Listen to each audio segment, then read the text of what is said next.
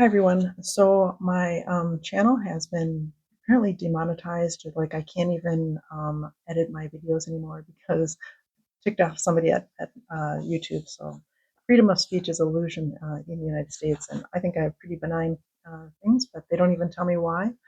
But anyway, so I can still post, but I just will never have any hope of. It's confusing. I got a really weird email from YouTube. So anyway, I thought I'd just kind of go into what I think is the best thing for my channel to be, since it's going to be free. And I want to be a good influence on the world. I want to actually, have a positive impact on the world. And I kind of wonder, like, how is this going to be? And so I want to talk about happiness, because I think, I'm Buddhist, and I really do believe that Buddhism is the way to be happy because it's all about happiness. And when you see violence in the world, these are people that are powerless.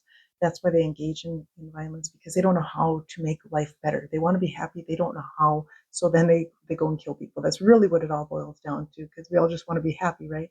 And so we want to figure out how to be happy, and a lot of crazy stuff.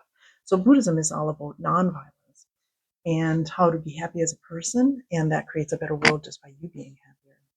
So, the best book for this is the Wisdom for Creating Happiness and Peace.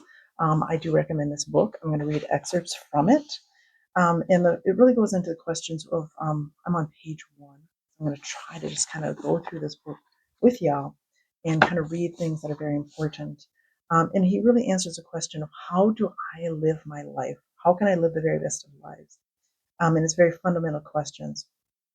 And it's really, how do we all, confront that? How do we live our lives? And a lot of times we do go to religion because we're not quite sure. We all start out as, babies, and it takes a long time. So, having a religion with a good cheat code to how to live life is what a lot of people do and what a lot of people use it for. And so we have to really get to, how do you live lives to become happy? And I think that's the real question. How do we be happy? Um, and there's a difference in Buddhism about absolute happiness versus relative happiness. Absolute happiness is happiness that is, ongoing. It lasts throughout your life through all the ups and downs. Relative happiness is more like, you got that raise, you got something good happened, you found a relationship, but it's really transitory. You can't really depend on it. So we all want to have this absolute happiness, this happiness that pervades in our lives no matter what happens. So I'll just read a little bit. Is one happy just because one is wealthy? All too many people have allowed money to rule their lives. Absolute happiness is not how one stands compared with others, nor is it transitory, illusory happiness that fades with the passing of time. So we practice Nichiren Buddhism to attain a state of life in which, no matter what circumstance we may encounter, we feel that life itself is a joy. When we attain that state of life, our lives overflow with unsurpassed joy, wisdom, and compassion. Um, and so I think that's what we all really want to get. So how do we do it, right? There are all kinds of things that happen in life. I'm on page 3. There is sorrow, there is suffering. Every day there are things we may find unpleasant or annoying. Married couples may sometimes quarrel. So he's kind of going into married. People want a relationship, but then even married people sometimes quarrel. So even if a couple does get on well, they may have a sick child or one of them may suffer illness. We all face kinds of sufferings and problems. So even if somebody's life appears to be good from the outside, everybody does have problems. So how do we deal with that? Faith is the engine that enables us to persevere in life to the very end. Our Buddhist practice serves as a propulsive force for piercing through the clouds of suffering like a rocket and powerfully ascending higher and higher without limit to fly serenely through the skies of happiness. And so what do we get? It's like we use this practice to create this energy and hope and determination to keep going and create a better life. So we chant Nam-myoho Renge-kyo, hope and the strength to always live positively surge within us. Buddhism teaches that earthly desires, deluded impulses that are a cause of suffering, can be a springboard to enlightenment. Through faith in the mystic law, we can develop the ability to change all that is negative in our lives into something positive. We can transform all problems into happiness, sufferings into joy, anxiety into hope, and worry into peace of mind. We will always be able to find a way forward. So it is chanting. I've tried to do a lot of different things in my life that do not involve chanting, like creating lists or Tony Robbins and all this stuff. But really, chanting creates this determination within, and I can't really describe it. It's something like swimming. You have to kind of I can describe swimming all I want, but until you get into the water, you're really not going to know what it is. So and then it goes into, as human beings, we all possess, and I'm on page 4 now, we all possess our own unique karma. You may wish you had been born into a wealthier family, but the reality is you were not. There are many areas in life where karma comes into play. Essentially, the concept of karma can be understood only when viewed from the perspective of life's eternity throughout the three existences of past, present, and future.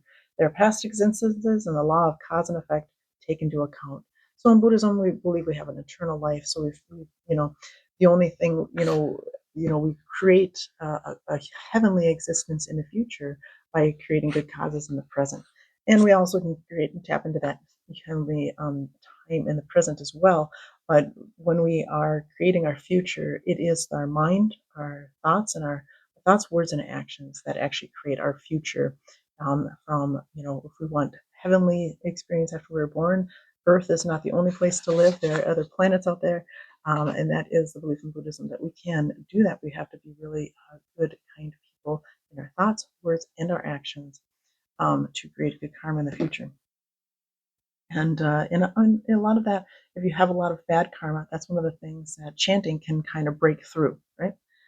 So through our practice of nature and Buddhism, we can change any negative karma and transform the place where we are into the land of tranquil light. Tranquil light is a whole chapter in Buddhism about it's a place overflowing with happiness that we have right here in the present. Moreover, nature in Buddhism focuses on the present and the future. By always moving forward from this moment on, we can develop our lives boundlessly. We can also open up the infinite possibilities for the next life and lifetimes after that. So we can reveal the immeasurable treasures within us and make our lives shine with the full brilliance of those treasures. And such is the power of practicing nature in Buddhism.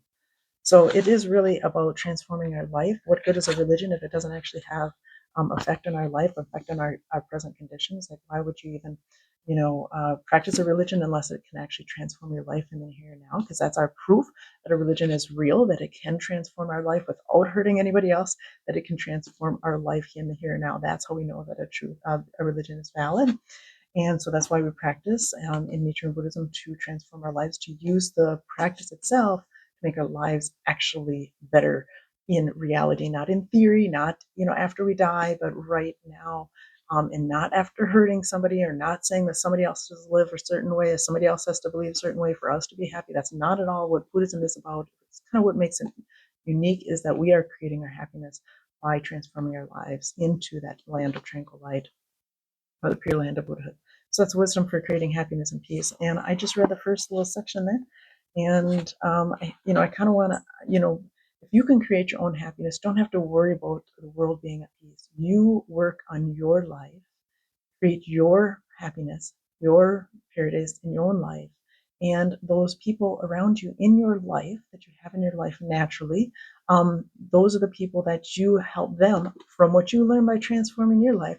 You help them transform their lives, and if we each do this, we do transform the world. So the biggest focus in Buddhism is on these, and these are readers. I put down my books so I can take the readers off, but you just work on your life and don't worry about, this is the thing, is like when you are so focused on transforming somebody in something, half a world away, give me a phone call, half a world away, you're going to be neglecting your life. Just focus on making your life amazing.